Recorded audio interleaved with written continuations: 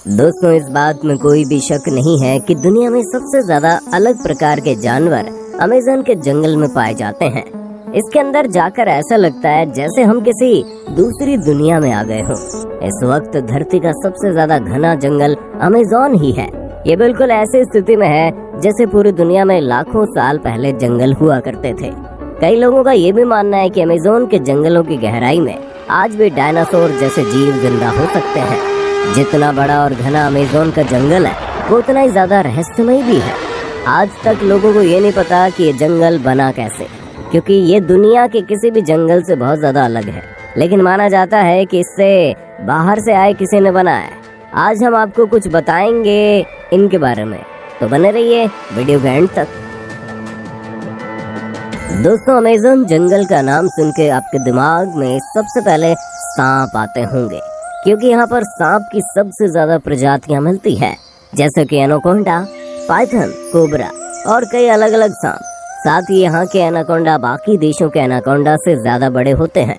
कुछ का मानना है कि अमेज़न के जंगल में प्राचीन वक्त के सांप भी मौजूद हैं, क्योंकि इसका क्लाइमेट और नेचर बिल्कुल वैसा है जैसे लाखों साल पहले धरती का था। और वैसे सपनों को देखे जाने की बात भी होती रहती है। इस जंगल में बुलेट एंट और साथ ही और भी कई अनोखे जानवर हैं, जो कि बस अमेज़न में ही मिलते हैं। अमेज़न में कई जानवरों पर रिसर्च की गई है, पर फिर भी आज तक अमेज़न के आधे से भी कम हिस्से को ही हम देख पाए हैं। अमेज़न का 75% हिस्सा ऐसा है जहां आज तक इंसान पहुंच नहीं पाए, क्योंकि ये बहुत ही ज्यादा घना है और इतने अंदर तक टेक्नोलॉजिकल सामानों को लेकर जाना नामुमकिन है।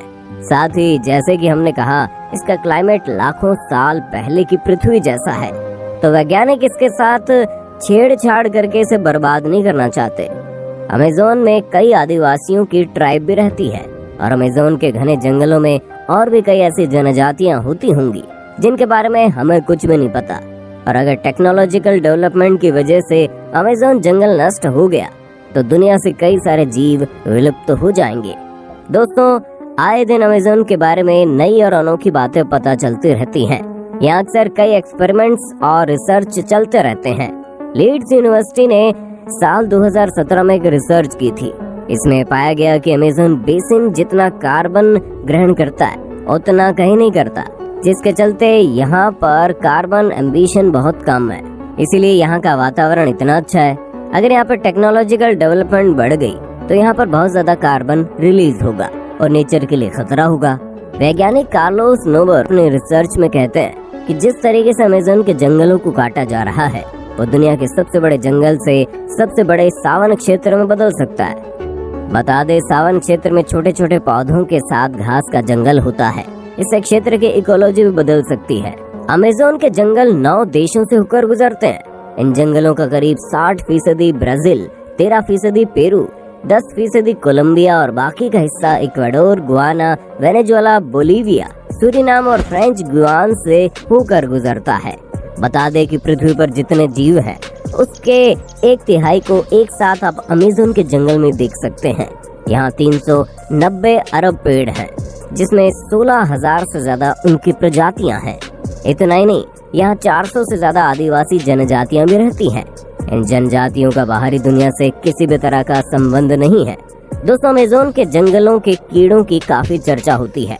माना जाता है कि यहाँ इतने हजार तरह के कीड़े और जंतु मिलते हैं कि उनमें से कुछ ही फीसदी के बारे में अब तक वैज्ञानिकों को पता चला है। यहाँ की बुलेट चींटियां भी बड़े खतरनाक होती हैं। देखने में छोटी होने वाले इन चींटियों के डंक को जहर की तरह खतरनाक माना जाता है। कहा जाता है इनके काटने पर गोली लगने जितना दर्द होता है। चींटियों के बाद यहाँ की मकड़ियों की चर्चा होती है। यहाँ 3000 से ज्यादा मकड़ियों की प्रजातियां पाई जाती हैं, जिनमें ज्यादातर जहरीली होती हैं।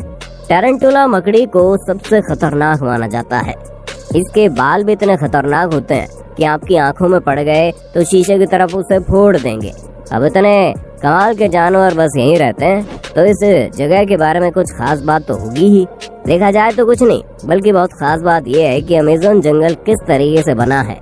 ये जान के आप चौंक जाओगे, क्योंकि आप कह सकते हो कि अमेज़न जंगल जिस तरीके से बना है उसने आधी पृथ्वी को तबाह कर दिया है।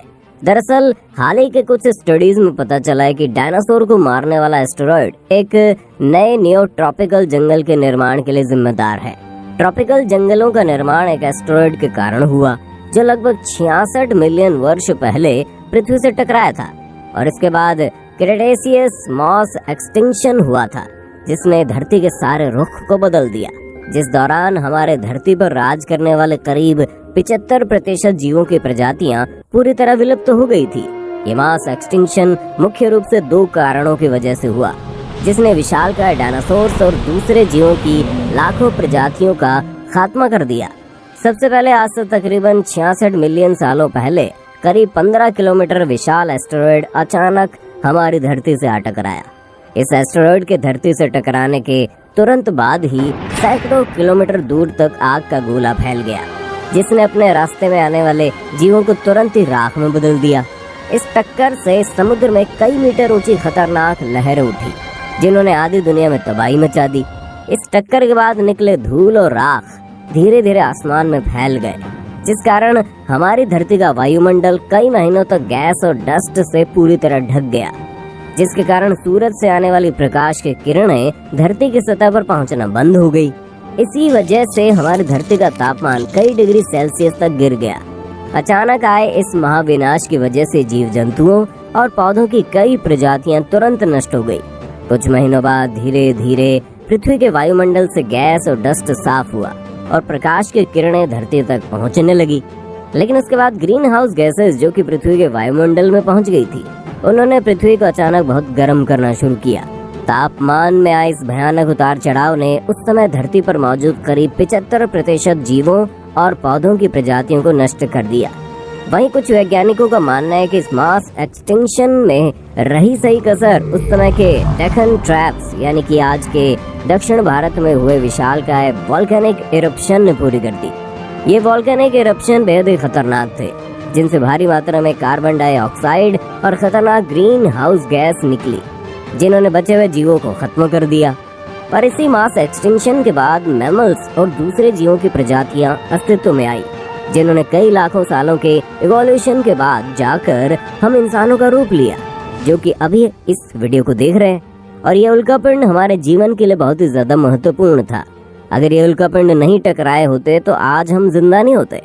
और ये उल्कापिंड ही वो कारण है कि अमेज़न फॉरेस्ट इतना ज्यादा घना है और इसके अंदर कई अनोखे जीव रहते हैं। दरअसल आज जहाँ अमेज़न जंगल है वहाँ पर डायनासोर के समय बहुत ही ज्यादा बड़े बड़े पेड़ हुआ करते थे, लेकिन कई शाकाहारी डायनासोर थे जो कि इन पेड़ों को खाते थे, जिसके चलते इन पेड़ों को कभी अच्छे तरीके से बढ़ने का मौका ही नहीं मिला क्योंकि डायनासोर उन पेड़ों को खा जाते थे। लेकिन जब उल्कापिंड गिरा तो डायनासोर पूरे तरीके से विलुप्त हो गए, जिसके बाद इन पेड़ों को खाने वाला कोई भी नहीं था। लेकिन ये जो उल्कापिंड था वो बिल्कुल सटीक अमेज़न जंगल के ऊपर गिरा था, जिसके चलते ये जंगल की हालात पूरे तरीके से गायब हो गई। यहाँ कोई भी जीवन नहीं बचा और साथ ही ये जगह पूरी रेडिएशन से भर गई। ये उल्कापिंड की गर्मी इतनी ज्यादा थी कि उसने हर एक पेड़ पौधों को जला दिया। माना जाता है उसने जमीन पर बहुत ही बड़ा गड्ढा बना दिया था। लेकिन समय के साथ साथ धीरे धीरे वहाँ की स्थिति शांत हुई और वहाँ पर जीवन फिर से पनपने लगा। इस बार उन पेड़ पौधों को उगने से रोकने के लिए कोई भी डायनासोर जैसा जीव नहीं था, जिसके चलते पेड़ पौधे बहुत ही ज्यादा तेजी से बढ़ गए। और आप कह सकते हैं कि जिस रेडिएशन ने इस जगह को तबाह किया उसने इन पेड़ों को उगने में और ज्यादा मदद की। अमेज़न रेन फॉरेस्ट की जमीन सबसे ज्यादा फर्टिलाइज्ड जमीन मानी जाती है। जो उल्कापिंड धरती पर गिरा था वो करीब 12 किलोमीटर बड़ा होगा। और देखा जाए तो अब के समय में real main Amazon rain forest 12 kilometre area में फैला हुआ है और ये जंगल अपने आसपास के जंगल में काफी ज्यादा अलग दिखता है। अगर आप ऊपर से देखो तो आप क्लियरली बाकी जंगल और अमेज़न रेन फॉरेस्ट के बीच का अंतर देख सकते हो। अमेज़न रेन फॉरेस्ट के अंदर कई ऐसी खास वनस्पतियां और खास तरीके के पेड़ हैं जो कि पूरी दुनिया में और कहीं नहीं मिलते।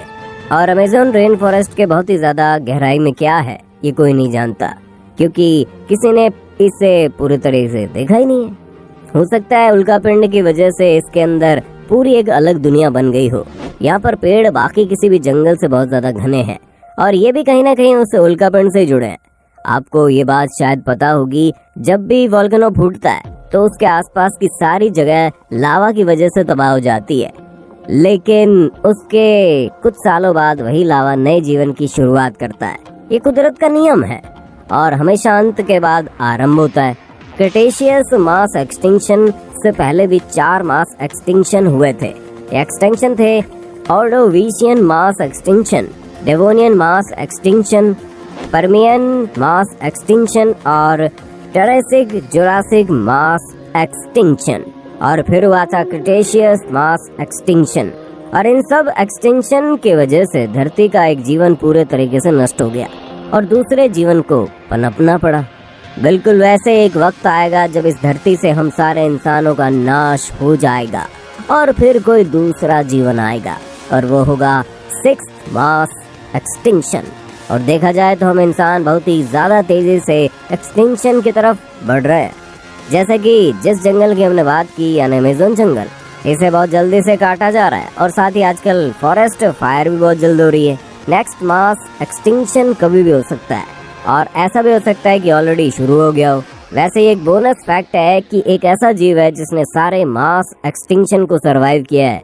उस जीव का नाम है ट्राइडिग्राडिस। तो बस यही तो आज का वीडियो था। अगर आपको ये इन्फॉर्मेटिव वीडियो पसंद आया तो वीडियो को लाइक कर देना। ऐसे ही अनोखे वीडियोस देखते रहना चाहते हो तो चैनल को सब्सक्राइब भी कर देना।